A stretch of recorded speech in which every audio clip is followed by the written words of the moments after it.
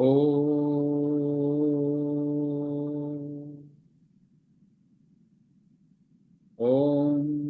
सहना भवतु सहनौ भुनक्तु सह वीर्यं करवावहै तेजस्विनावधीतमस्तु मा विद्विषावहै। ॐ शान्ति शान्ति शान्तिः। Next prayer. ॐ सर्वे भवन्तु सुखिनः सर्वे सन्तु निरामय सर्वे भद्राणि पश्यन्तु मा कश्चित् दुःखात् भाग् भवेत्. We pray for the peace and happiness of one and all. May everyone be comfortable and happy at all levels of the personality. May we see that which is auspicious and divine. May there be no suffering anywhere. Om Shanti Shanti Shanti.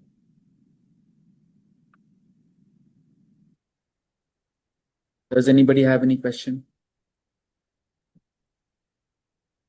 Share the text.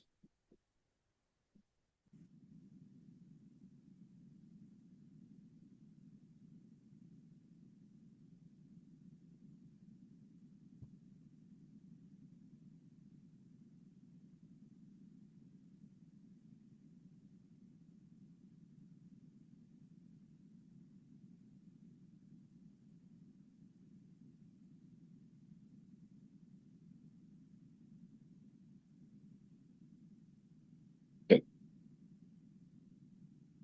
Very interesting parable. State of death. State of death of God consciousness. The title is a little bit confusing. How death is handled or how death is seen in the state of God consciousness. Now, this is a story where Swami Ramatirtha's son has passed away. We'll see. I'll explain. At one time, there came a man to a meeting. So, this is Swami Ramatirtha narrating a story, narrating an episode which was his son's death, and he's narrating later on. At one time, there came a man to a meeting where we all had God consciousness. No, a group of people cannot have God consciousness. They were all thinking of something very, very high. They were all in a high state of attunement to the divine. It's not like everybody had reached God consciousness, but they were very highly attuned, where we all had God consciousness. And on entering, he began to cry and weep and beat his breast. Nobody attended to him.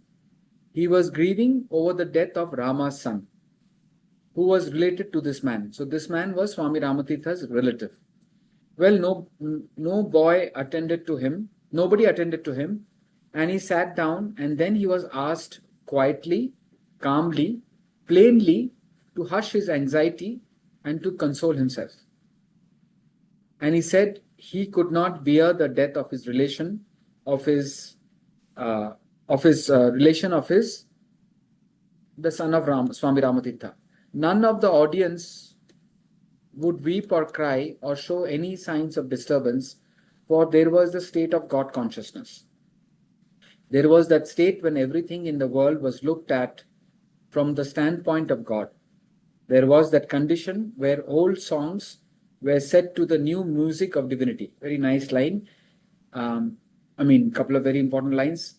There was that state where everything in the world was looked at from the standpoint of God. There was that condition where old songs were set to the new music of divinity. The words or remarks which escaped the lips at that time were as follows. Oh brother, the fact that you are a relative is of the same sort as somebody coming and saying, "Oh sir, the wind is blowing." But oh fellow, what if the wind does blow? What is unnatural about it to upset us? This is an important line. What is unnatural about it to upset us? Wind is blowing.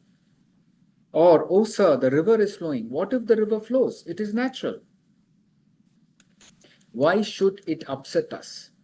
So what he's trying to say is anything which is not unnatural, anything which is natural, we should not allow that to upset us. The river flows, that is natural. There is nothing abnormal or extraordinary about these statements. Similarly, when you come and say that your son is dead, there is nothing extraordinary about it. It is most natural. Everyone who is born to die. When you enter the university, do you enter to stay but for a short time, or you make it your home all the time? Do you get examined and remain there all your life as a freshman or sophomore? I think sophomore means kindergarten. When you enter the freshman's class, it is intended that you should leave the class one day and go to the next level. When you enter a staircase, it is understood you are not to remain there always, but will leave the staircase after a short time. When you reincarnate, is it not understood that you must leave that reincarnation or past life? Similarly, when you enter this body, it is understood you will leave this body. So if that boy whom you call Rama's boy is dead, there is nothing remarkable or curious about it.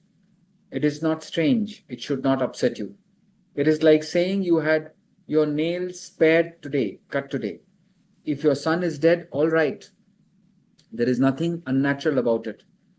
This is the way to look at your worldly relations and thus keep yourself free. Look from the standpoint of reality, making Rama, the true self, divinity, your home. And look at your acquaintances, connections, and relations from that vantage ground. During the state of God consciousness, whatever good or evil happens in the world appears as natural and hence affects not the least. Even the death of the nearest relation fails to disturb the peace of mind.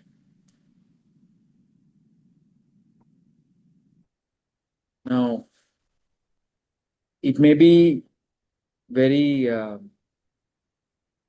jarring for people who are not accustomed to this kind of uh, way of looking at things. But he's saying there is no reason to get upset. There is no reason to feel disturbed when something which is inevitable happens, something that is bound to happen, something that is natural. As natural as the wind is blowing, the river is flowing. So this is where we apply the concept of assessment. Assessment means understanding things as they are, not what we would like them to be. Understanding people as they are, not what we would like them to be. Understanding life as it is, not what we would like it to be. Bombay means traffic. Delhi means pollution. Each place, each person, each thing, each environment has its own uh, fundamental nature. Summer will be hot, winter will be cold, monsoon means it will rain. Life means anything could happen any moment. We are not expecting things to go wrong. We are not expecting negative things, but we understand anything could happen any moment. Expecting things to be negative is pessimistic person. He is attracting negative in his life by thinking negative. No, we should be positive in our thoughts. We should be positive in our actions. We should hope for the best, but prepare that anything could happen at any moment. That's a philosopher. A philosopher understands the realities of life. He is well prepared, well in advance. The day a person is born, including you and me, every human being is mortal. Death means there is birth means there is guarantee of death. And that death could happen any moment. We don't know when. In fact, last 2 years, one of the class members who used to come regularly, I'm not taking names here, but Ullas, you might know. She was not coming to the class regularly last 2 years. She passed away this morning. So she was there in class 2-3 weeks back. So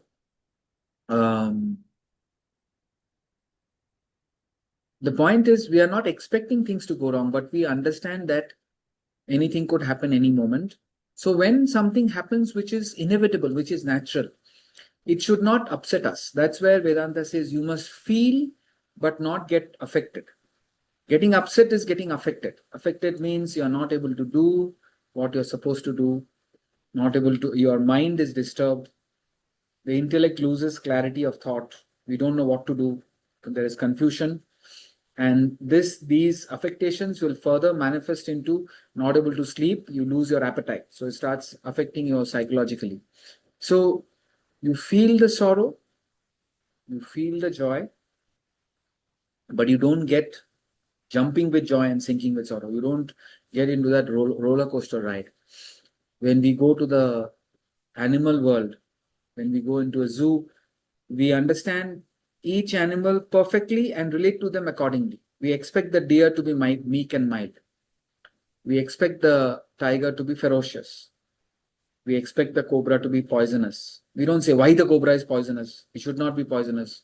Why the rabbit is cute. We understand each species as it is, and we don't expect a tiger to be a deer to be a tiger. We understand things as they are. So in this group of people, Swami Ramatita was like a saint. So all his people, so by associating with him, they were in a different state of mind, where there was calmness, perfect understanding. That boy's prarabdha has ended. Now the boy has moved on to a different embodiment and different environment, which is best suited for his desires. Life and death is happening in this life itself.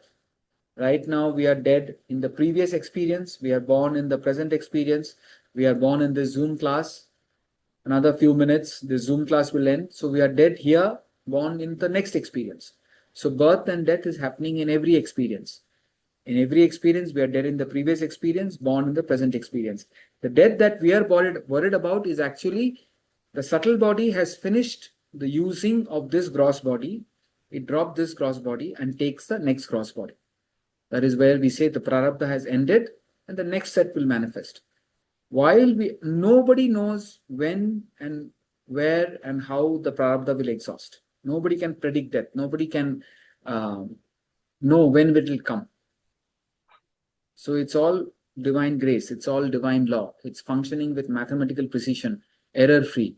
So while we are exhausting our prarabdha, we have the opportunity to increase or decrease our ego and ignorance and either become more worldly, gain more desires. More desires we need, more experiences. Then we get caught up in the cycle of birth and death. Punarapi jananam, punarapi maranam. Or we understand death, we don't know when death will come. Right now, while we are alive, let's use our body and its actions, mind and its emotions, intellect and its thoughts to dissolve the ego, to exhaust our desires, to become more pure, to attune to the self more. Then we will realize the self. Read out. Anybody has a question? I'll try and read out a portion from the Governing Business and Relationships.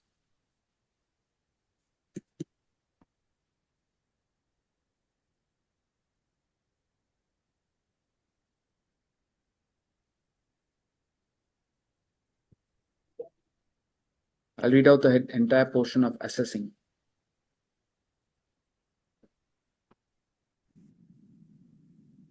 The mind, therefore, is the source of stress. All agitation which comes about from wrong assessment or lack of assessment is all in the mind. The mind is the source of stress. Doesn't matter what the external circumstances are. If you're able to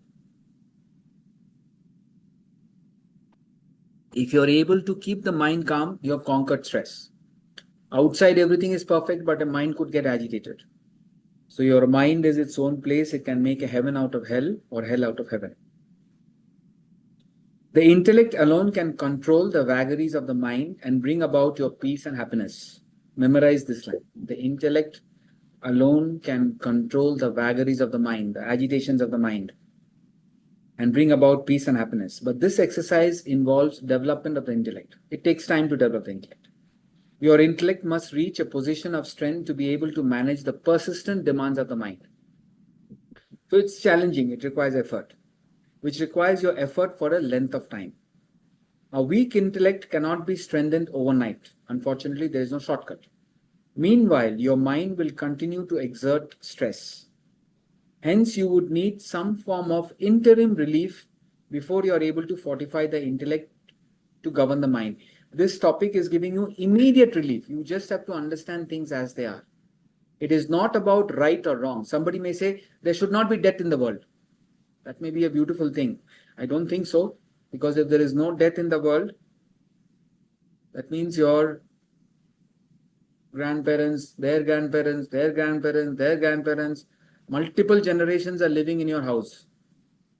If you have to go to the washroom, you have to stand 1 hour in the line, not even 1 hour, maybe more. So death in a way is a blessing. Old things pass away, old leaves die, new leaves are born. In a way, it's a nature's blessing.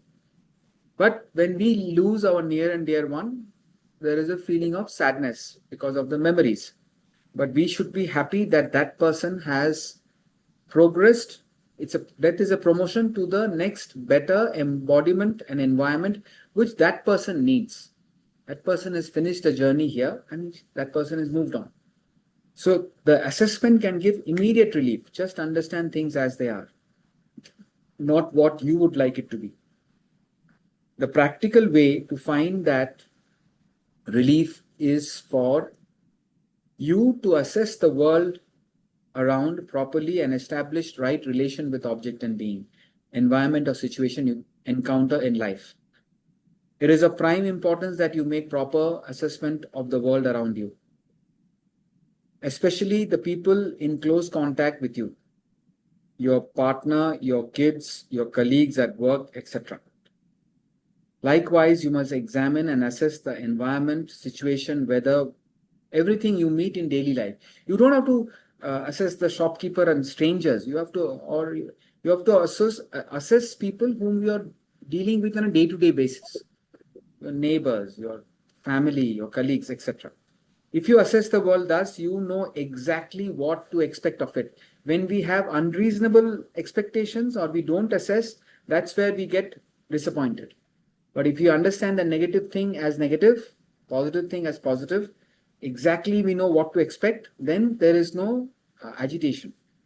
If you do not assess or make a wrong assessment, then you would then entertain unreasonable hopes and expectations from it. You would want the world to fit into your mental frame of mind. That causes disappointment and stress in your life, is it? In life. But when your assessment is proper, you would not have unreasonable hopes and expectations, no disappointments.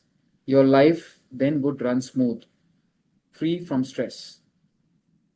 A wife will not grumble of her husband consuming alcohol, nor a husband complain of his nagging wife. He is not saying you're encouraging the negative behavior. You're within yourself understanding the behavior as it is. Negative behavior as negative, positive behavior as positive. The mistake that we make is everywhere we expect positive. We want the negative. We say, this is not right. How can he do this? How can she do this? It's not about how. That's the nature they are expressing itself. You need not encourage it, but you must understand summer will be hot, whether we like it or not. People all over the world fail to understand that every human being is distinct and different from another. That each is governed by one's own singular nature. Therefore, you must assess the nature of each human individually, but hardly anyone follows this practice in life. See, whenever we are agitated, just step back and tell, I'm expecting things to be different from what it is. I'm expecting that person to behave differently from what he or she is. I'm expecting life to be different from what life is. So Swami Ramatirtha's son passed away. Of course, we see, as I was going to say, we don't expect a young person to pass away, but that is our expectation. life doesn't say that only the old people will die first and the youngsters will die later. A 3-year-old kid may die, a child in the mother's womb may die, a 15-year-old person may die. Any death can happen any moment. Yeah, so by our wrong thinking, we make things difficult. Therefore, you must assess the nature of each human individually, but hardly anyone follows this practice in life. Without making individual assessment, you would not be able to relate to others properly. As a result, you expect one to behave different from one's fundamental nature. Understand the fundamental nature of everything. If you understand the fundamental nature of everything, there'll be no stress. Then you see if you can change anything. In summer, I can be in an air-conditioned room. In winter, I can wear warm clothes. In monsoon, I should go out with an umbrella. I can't change the fundamental nature, but then you can adjust. And where you can change, suppose a driver or a employee in the office is coming late.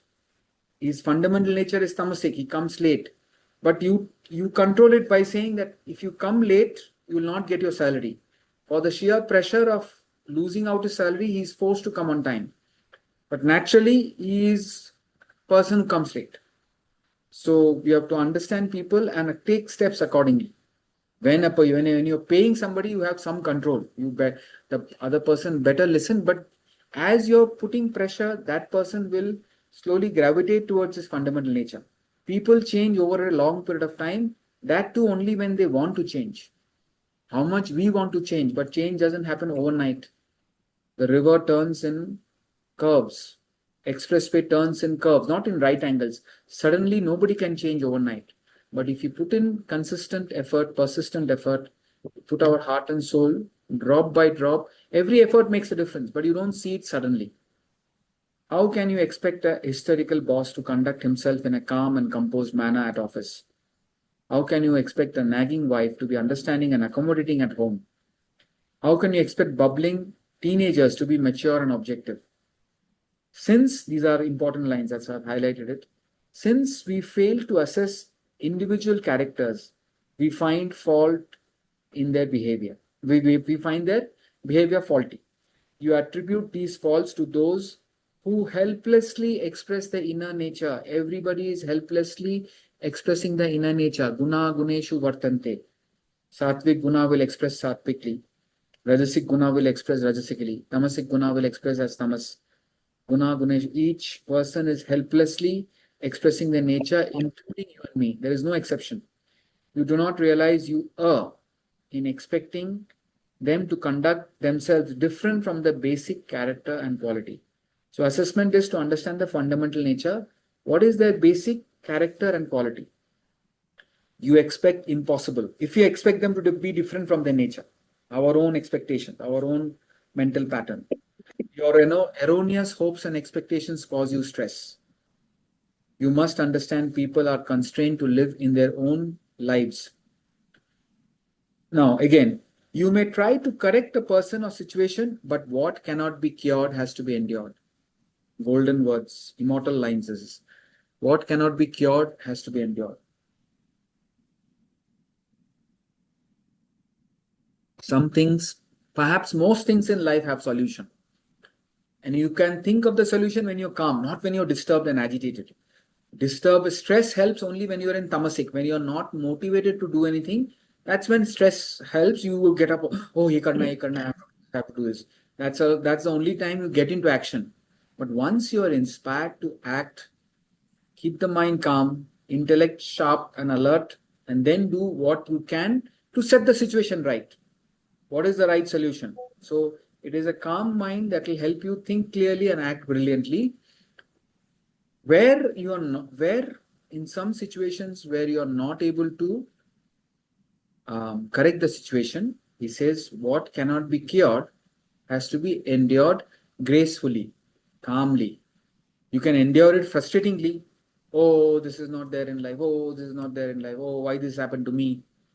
Or this is what it is. They say, no, it is what it is. This is what it is. Accept it and move on. Keep moving yourself towards the highest state of perfection. and whatever else you can do. Keep striving and struggling and correct in overcoming challenges. As you overcome few challenges, more will come, more will come. This will go on and on until we reach Vedanta, end of knowledge.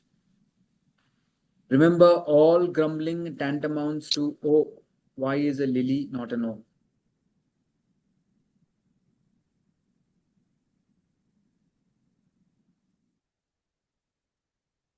Interesting, the problem of assessment of living beings relates to humans alone, not to any other creature. With respect to other creatures, you understand each species behaves according to its collective nature. If I bring a strange animal here, you don't know what animal it is, cute or poisonous. But once you know this animal is poisonous, you know all that animals belonging to that species is poisonous. All animals belong, or if that animal is cute, all the animals are cute.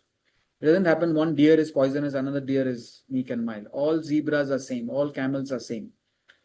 With respect to each other creatures, you understand that each species behaves according to its collective nature. 1 second. That all lions are fierce and ferocious, all deers are meek and mild, which makes it easy for you to assess each animal since it has a collective nature of its species and not a separate nature of its own as a human does. Hence, your relation with all creatures except human is perfect.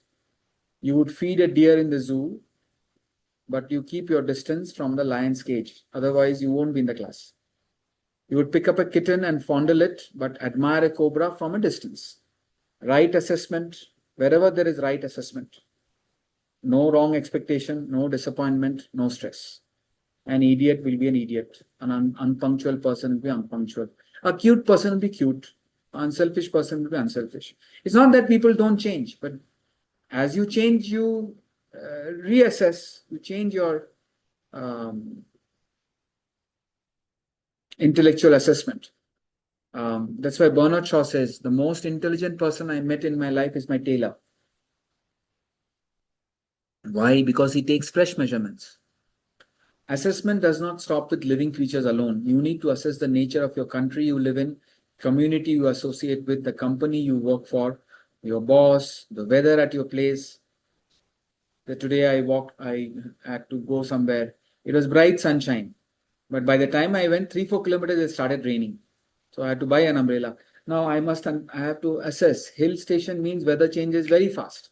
Suddenly sunlight, suddenly rain. So if I have to avoid buying umbrellas every time, I should carry the umbrella with me. A typical example of a lack of or wrong assessment is a common complaint about weather. Oh, it's so hot, it's so hot, so hot.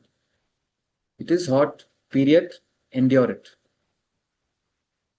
We are affected by the weather. It's starting point only we are affected. Every morning people are either elated over its brightness or depressed by its dullness. Fluctuations of the weather should affect the weather vanes, not humans. Yet people turn schizophrenic over natural changes in the weather. You would complain of cold during winter, heat in summer, and wetness all through monsoon. Your grumbling never ends. We want to be happy, but we grumble and make our own mind miserable. And people around also miserable. Just be happy and cheerful. That's our duty. If you are happy and cheerful, you spread that around you.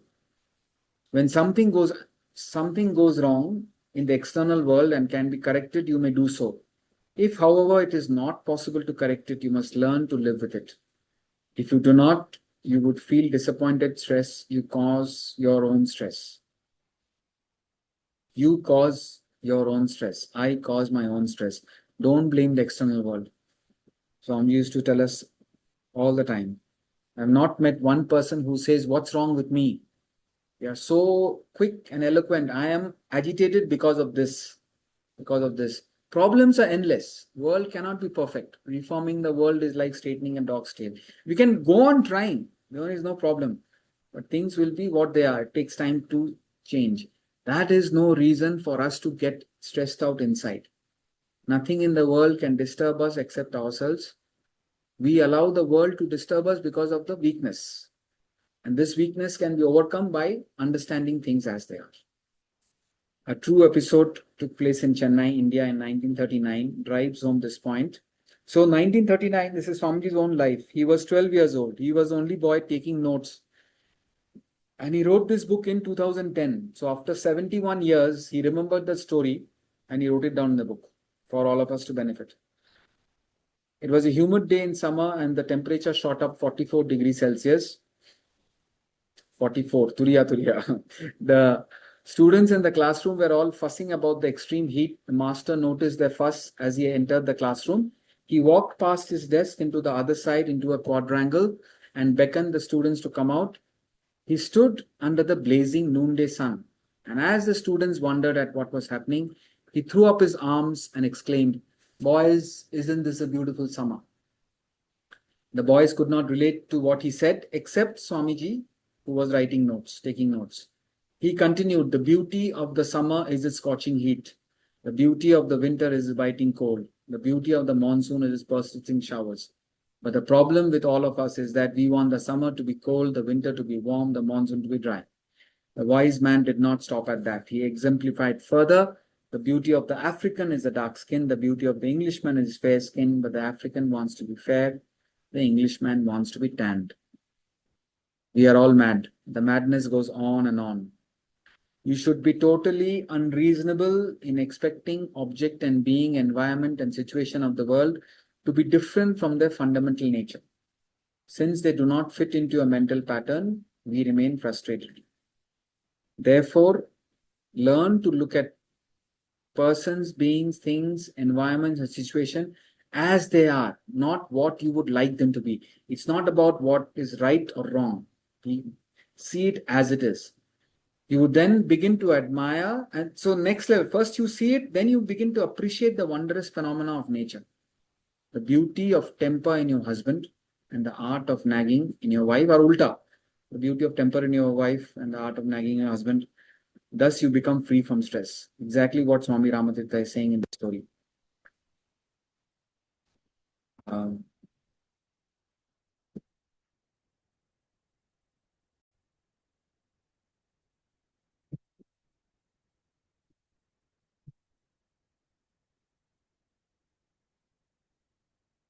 Wind is blowing. What is unnatural about it? River is flowing. What is natural? It is natural. Why should it upset us?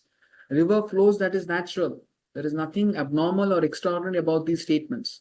There is nothing extraordinary abnormal. Then why should it affect us? So when something is agitating us, just sit down, turn a little introvert and ask, why am I getting agitated? Because there is something wrong happening. Wrong happening according to me. But that thing is just expressing its fundamental nature. Now you have to see whether you can correct it or not. But by getting stressed out, you're not correcting it. By staying calm, you have to see what you have to do. How to stay calm? Understand that negative person or negative situation as negative. I'm living in a place where I'm not used to living. Was it yesterday? 2 days, 2 nights back, Monday. Today's Wednesday. Monday, I went back to the room. I opened the tap, no water. I opened the shower, no water. Then suddenly realized, who do I contact? They don't know where the pump is. So, no, getting stressed out will not help. I had to just make some calls. So you have to be ready that life will throw up surprises any moment. We have to be flexible enough to adjust and adapt. The more we are established in the knowledge of the self, the more we'll be flexible to adjust and adapt. Here he is talking about the whole group is attuned to God consciousness. So from the point of view of God consciousness, it's like everybody is thinking of water. Now, what does it matter whether a wave is born or a wave goes back to the ocean? Everything is a wave.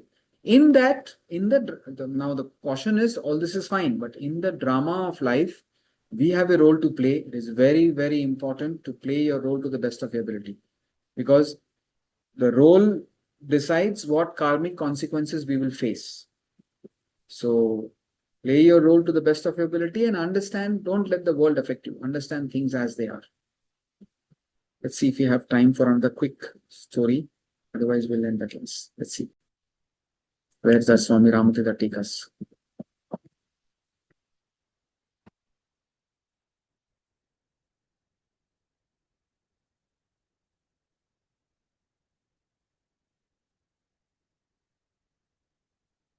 Okay, just read this.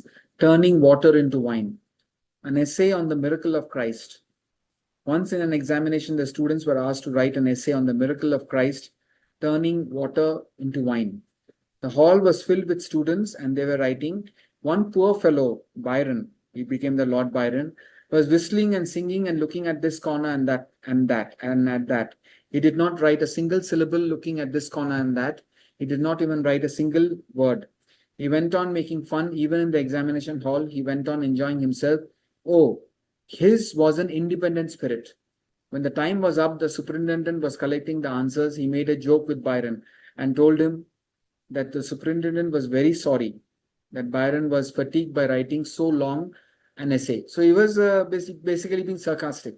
Oh, you must be very tired. You wrote so much because he did not write a single word. Byron at that time took up his pen and wrote one sentence on the answer book and handed it to the superintendent. He wrote one line and he got the first prize. Amazing. Now, that is called intellect. When the result of the examination was out, he got the first prize. Byron got the first prize. The man who had written nothing, who simply took up his pen and wrote one stroke, scribbled out a single sentence, got the first prize. The superintendent of the examination, who thought Byron to be an idler, was amazed. All the other competitors were asked the examiner to be kind enough to read before the whole class, before the whole congregation of students, the essay by which Byron got the first prize. The essay was, "The water saw her master and blushed." Water turned into wine. No, when we blush, the face becomes red. No, water became red. So even the elements recognize a master, a saint. Babies, pets, they recognize good people. Even the element, water, recognize Christ. Is it not wonderful? In blushing the face, becomes red. The water saw her master and blushed. That is all. Splendid, is it not? Realize the true self within you, like Christ. Realize the Father and Son are one. In the beginning was the Word was God. Realize it, realize it. He's saying if you become like Christ, even water will know. The heaven of heavens is within you. Realize that wherever you go, the dirtiest water will blush into sparkling wine for you. Nothing will be a problem if you are attuned to the self. Every dungeon will be converted into heaven of heavens for you. There will not be a single difficulty or trouble for you, master of all you become. So, use your intellect and have a perfect assessment. If you have a perfect assessment, there is no reason to get stressed out. Secondly, if you are, there is a self within, the heaven of heavens, that is to be realized. We'll stop here. Anybody has any question? Om Purnamada Purnamidam Purnat Purnamudachyate Purnasya Purnamadaya Purnameva Vashishyate. Om Shanti Shanti Shanti. Thank you. Hari Om. Thank you, Vasanji.